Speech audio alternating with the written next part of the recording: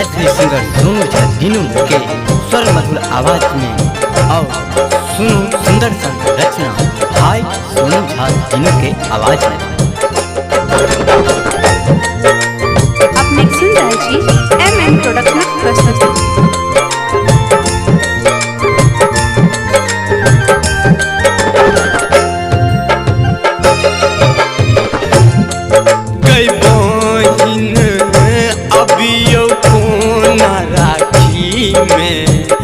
मालिक मिलल कसैयाना के बहिन अबियो कोना राखी में मालिक मिलल कसैयाना के मालिक मिलल कसैयाना के मालिक मिलल कसैयाना अबियो कोना राखी में मालिक मिलल कसैयाना गे बहिन अबियो कोना राखी में मालिक मिलल कसैयाना।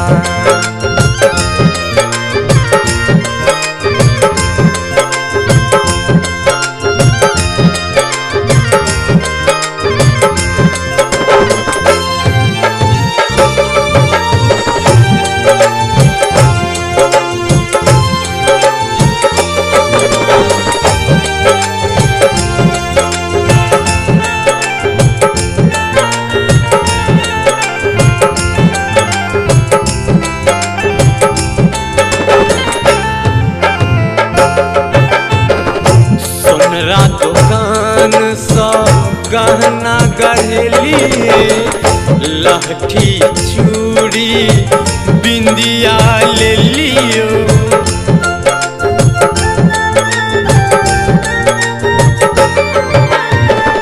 सोनरा दुकान सा गहना गढ़लियो लहठी चूड़ी बिंदिया ले लियो हम कोना कबियो ना हे हम ही कोना कबियो ना गई बहिन अबियो कोना राखी में मालिक मिलल कसैयाना हे बहिन अबियो कोना राखी में मालिक मिलल कसैयाना।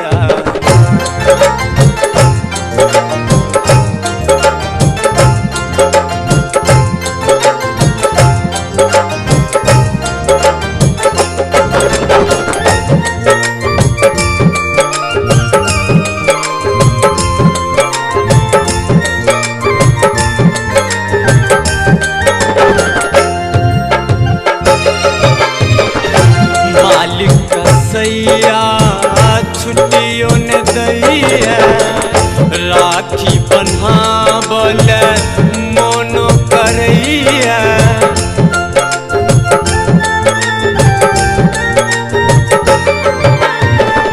मालिक कसैया छुट्टियों ने दैया राखी बन्हावल मोनो करैया कोना राखी बनायब ना गे बहिन राखी बनायब ना गई बहिन अबियो कोना राखी में मालिक मिलल कसैयाना गे बहिन अबियो कोना राखी में मालिक मिलल कसैयाना।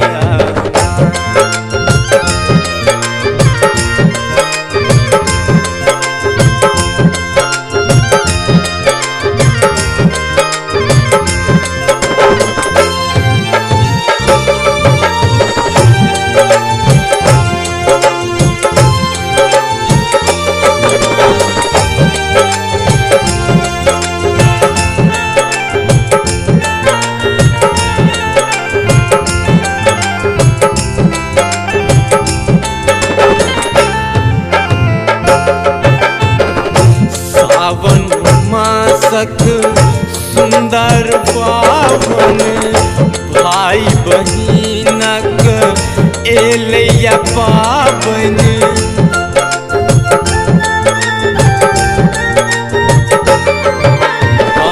सावन मासक सुंदर पावन भाई बहिनक एलैया पावन हे सोनू कहैया ना गे बहिन सोनू कहैया ना गई बहिन अबियो कोना राखी में मालिक मिललै कसैया ना गे बहिन अबियो कोना राखी में मालिक मिललै कसैया।